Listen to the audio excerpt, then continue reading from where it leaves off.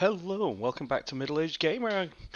Oh, everyone, hopefully had a good weekend and everything was going good. Right, before we kick this off, I want to do a bit of housekeeping based on the last video. I made a statement that it didn't understand what was going on with the special currency in the top right hand corner and how to unlock the supply run cards.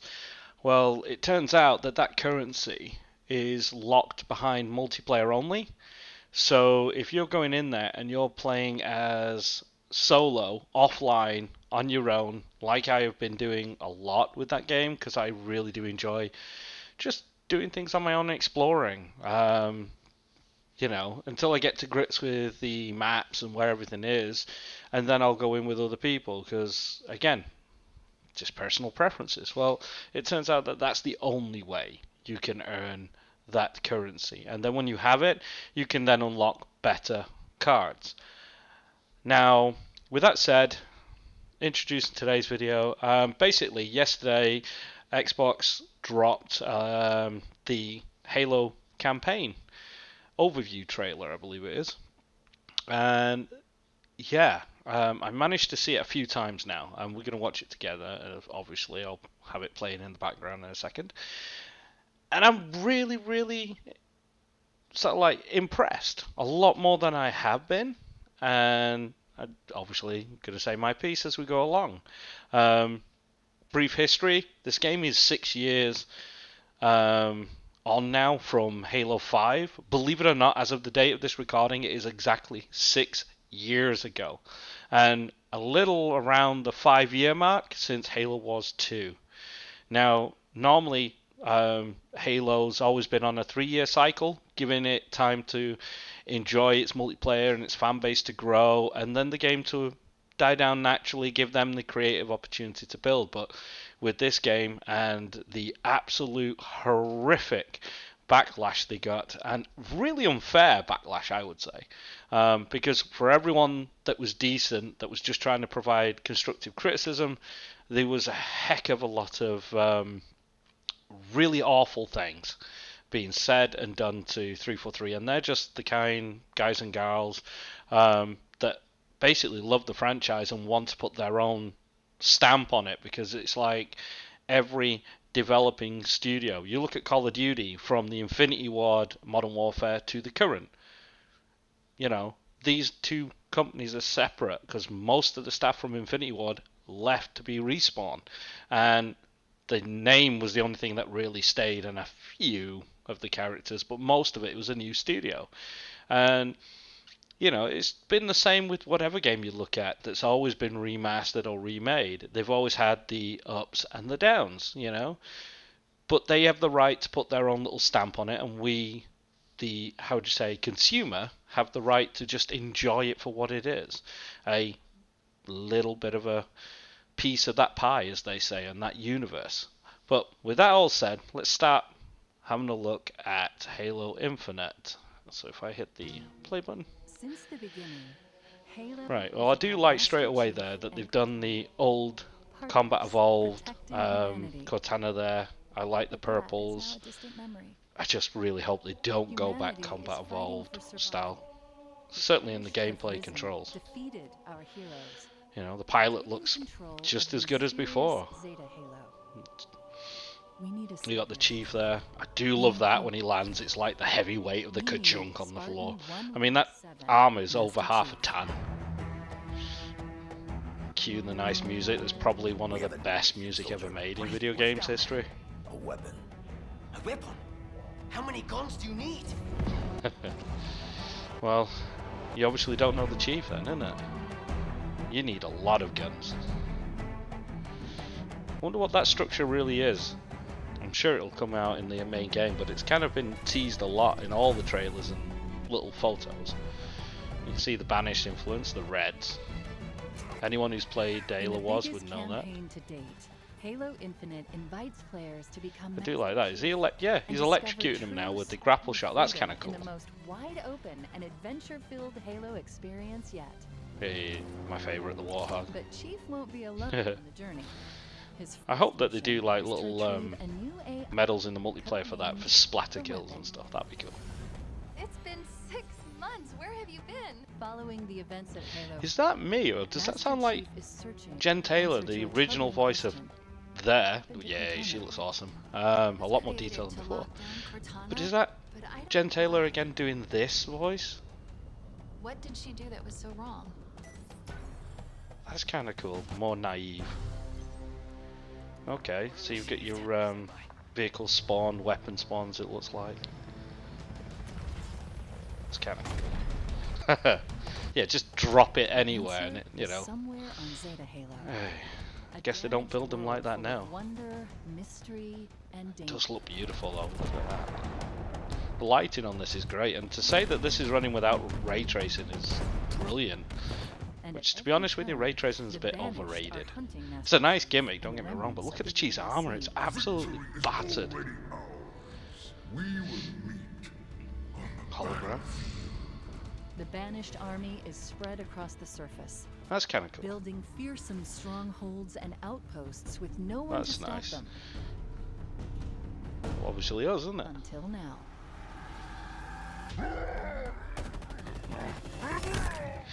You know, I heard someone complaining about the brute Berserk. I don't think he was berserking, for one. I think he was just running at you. Has been a hero, ready to fight But and win against impossible yeah, I mean, I hope it's not, because that was so freaking annoying. You know, in Halo 2 when they absolutely went berserk, they just became so OP, it was ridiculous. And unless you had something with a bit of a big punch, you know. What if it's a friend? There's the naivety again. That's nice flame effects as well, they've done really good with that. Ooh. I mean, I get why they've done it, but they put a health bar above their heads and a shield bar for them. I guess it's because it's the bosses, so they just want to sort of like differentiate that this is a more valuable target, so that's kind of cool.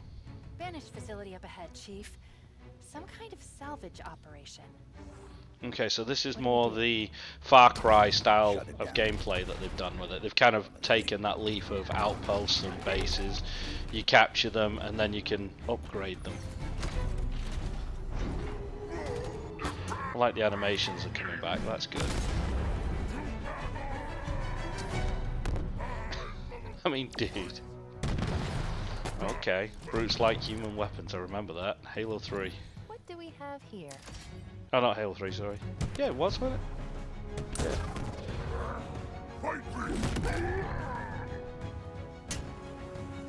Grapple shot looks kind of cool. That's going to add a nice new gameplay style to keep it fresh.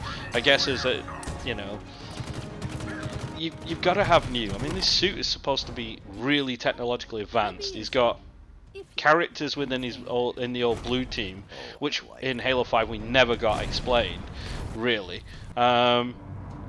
Okay, that's one thing I've noticed.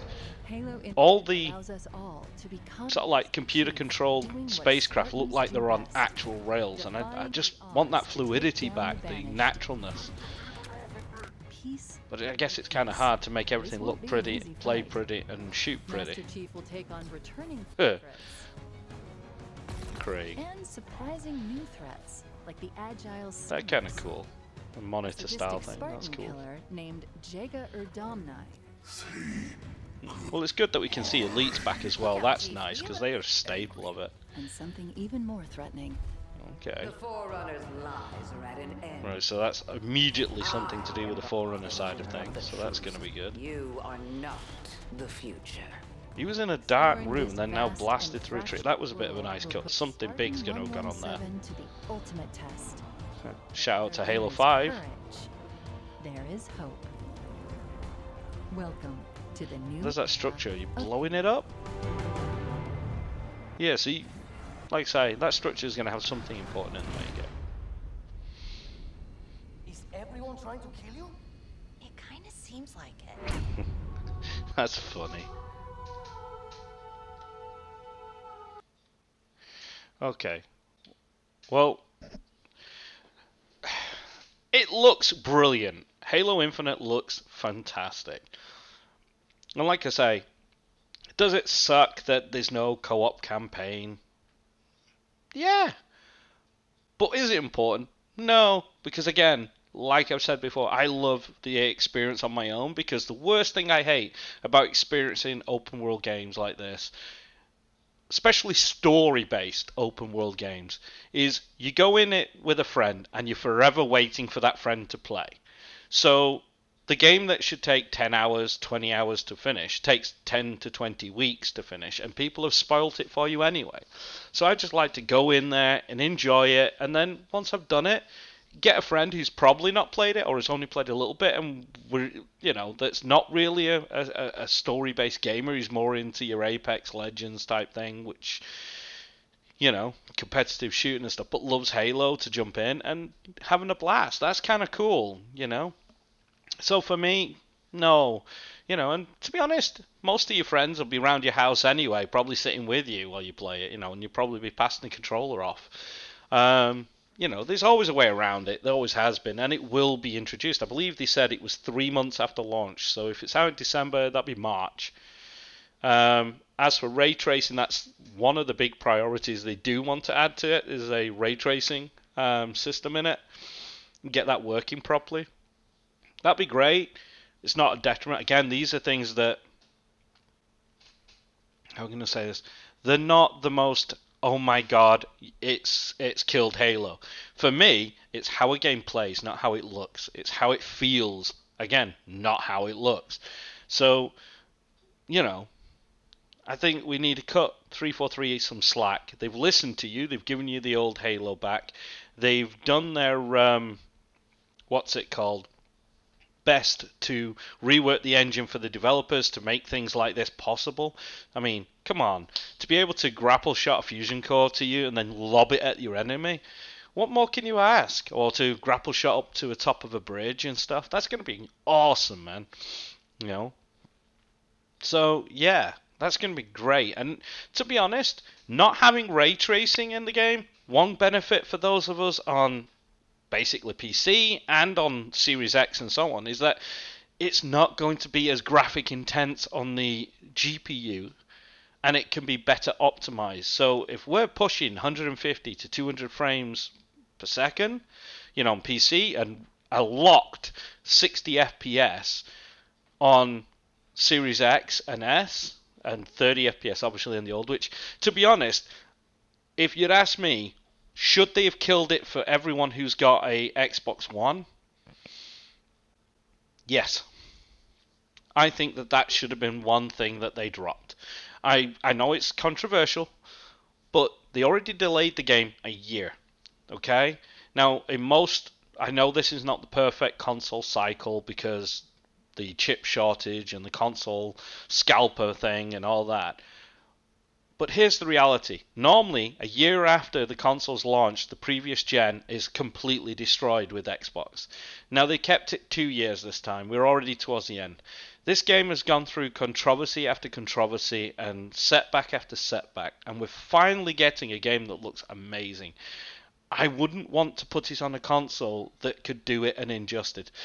How the old Jaguar cores are going to handle a game that this is a 4K trailer, and I would bet my freaking entire life that was actually off PC that you were seeing.